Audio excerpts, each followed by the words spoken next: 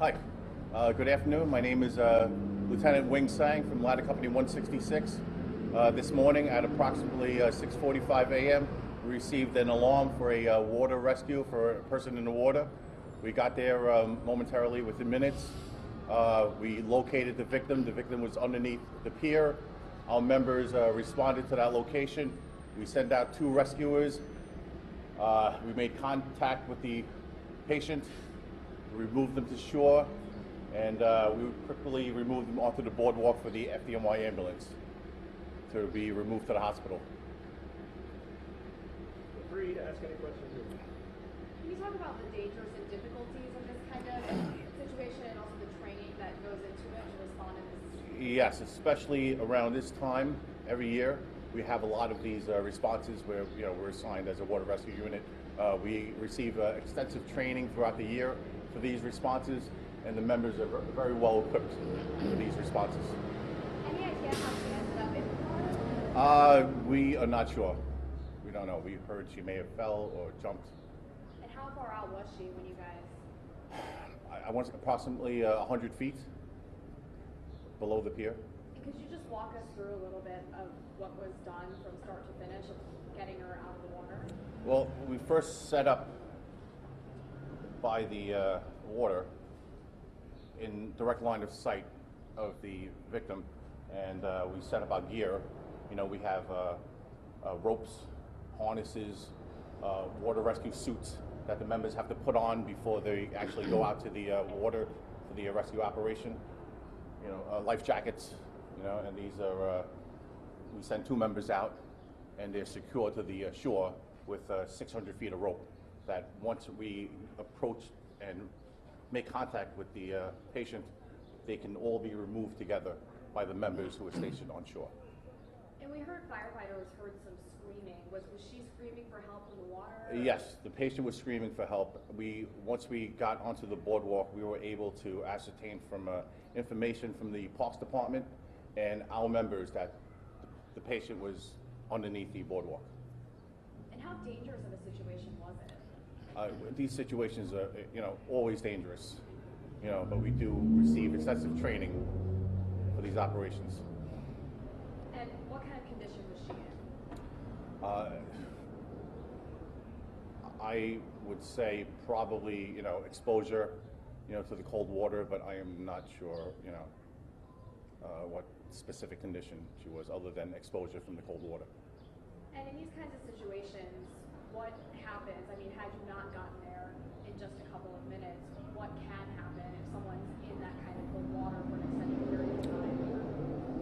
It's life-threatening, these situations, where the water is cold and, a patient cannot swim. And who are the 2 that got into the water?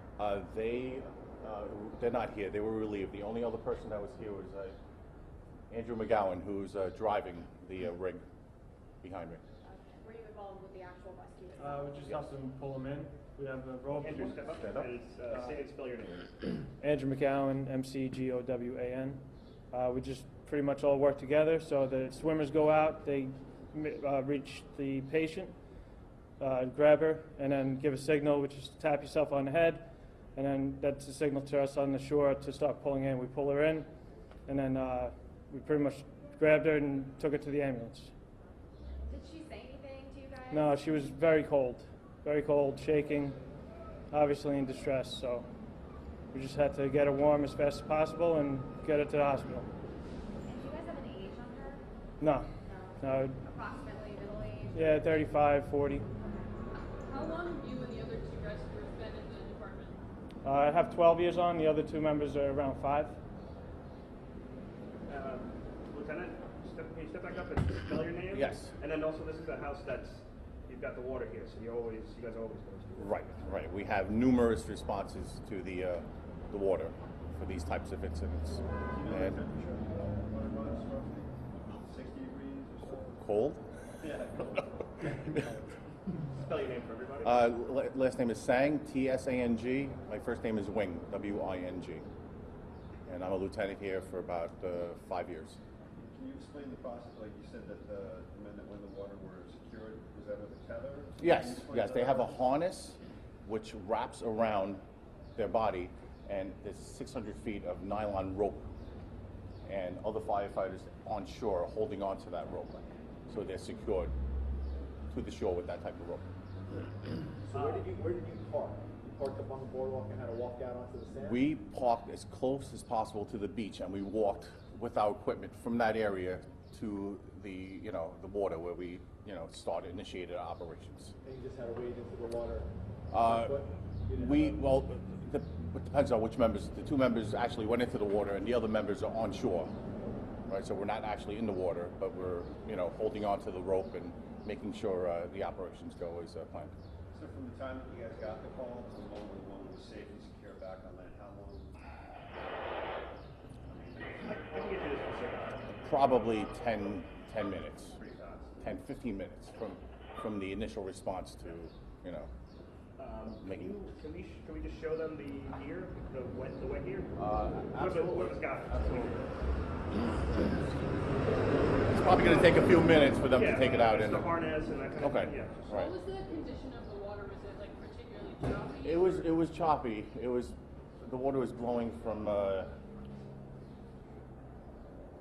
east to west, I believe, onto the bottom of the pier. So it was rougher than. It was rough. It was definitely rough. And under the pier, I guess the water gets a lot more dangerous. I'm sorry. By the pier, I would imagine it's a lot more dangerous. I would gather so. All right, so I'm gonna have them show you the water gear and the rope and all that stuff. Okay. We'll be good to go. And Great. Lieutenant, you were on the shore helping pull in, or were you? I was coordinating the rescue operations. I was in that area on shore, Okay. but not pulling the. Just Right. wanted to make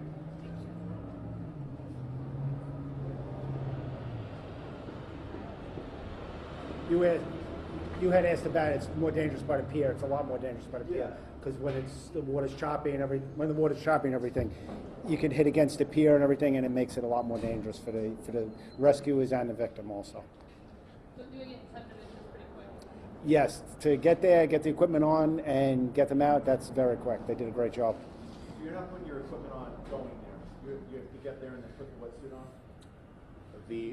Yes, the wetsuit is put on because all that equipment has got to be brought to the area of the operation before it's actually put on. Chief, just say your name for them. My name is Michael Mandala, last name Mandala. I'm battalion chief in the 4th Ray. Thanks, Chief. All right. I don't know how you want to do this. We just move this and move it forward, and then you. Oh, nice.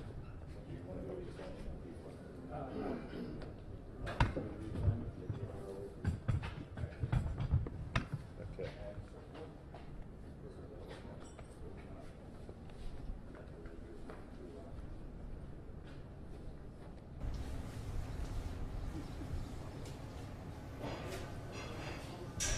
Yeah, you can. If you'd like to get closer, we can.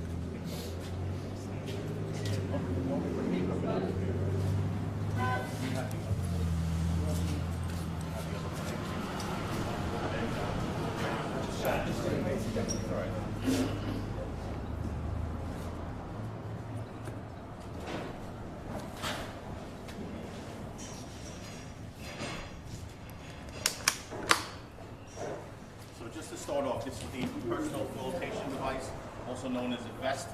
This is our 600 feet of nylon rope. This is the harness that's used to secure the firefighter to the shore. And this is a water rescue torpedo. It's a flotation device that you hand off to the victim. And we also have a surfboard, which is coming up soon.